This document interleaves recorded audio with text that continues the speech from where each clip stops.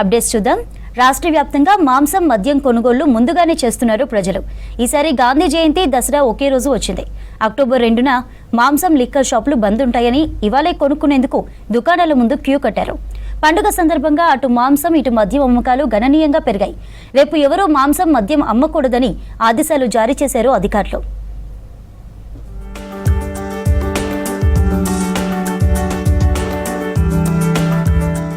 తెలంగాణలో అతిపెద్ద పండుగ దసరా ఉత్సవాలు ఘనంగా జరుగుతున్నాయి.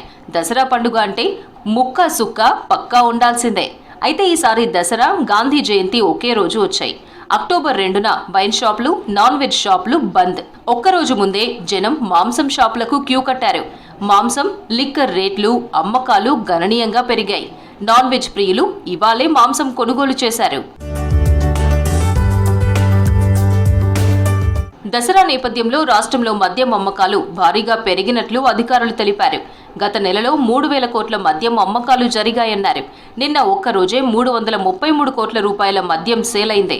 నిన్న 3,21,000 లిక్కర్ కేసులు అమ్ముడవగా 3,24,000 బీర్ కేసులు సేల్ అయ్యాయి. ఇవాళ కూడా 400 కోట్ల వరకు లిక్కర్ సేల్స్ జరుగుతాయని అంచనా వేశారు ఎక్సైజ్ అధికారులు.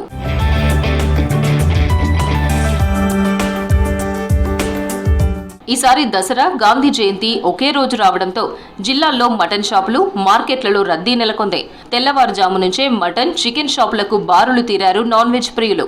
గాంధీ జయంతి రోజు మటన్, చికెన్ దొరకదని, ఎవరూ అమ్మరని ఇవాళే కొందరు దసరా చేసుకున్నారు.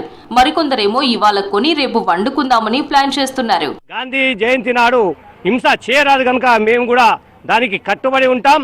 మా పండగ దసరాగా చేసుకుంటాం. పండ్లు ఫలాలతోని, కూరగాయ భోజనాలతోని. తర్వాత అనేక రోజులున్నాయి.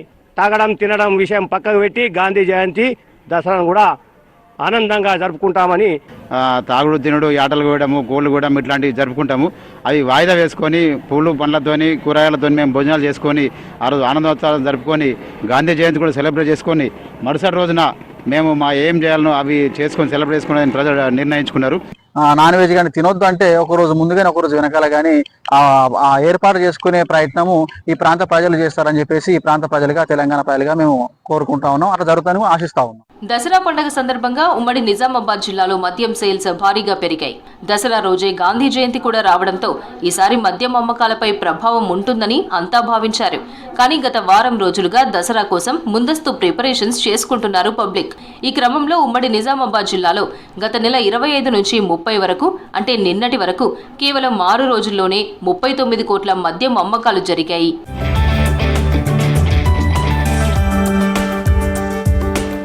కరీంనగర్ జిల్లాలో ఒక్కరోజు ముందే దసరా వాతావరణం మొదలైంది. రేపు గాంధీ జయంతి కావడంతో మాంసం, లిక్కర్ అమ్మకాలపై ప్రభుత్వం నిషేధం విధించింది. దీంతో ఇవాళే నాన్ వెజ్ షాపుల ముందు క్యూ కట్టారు జనం.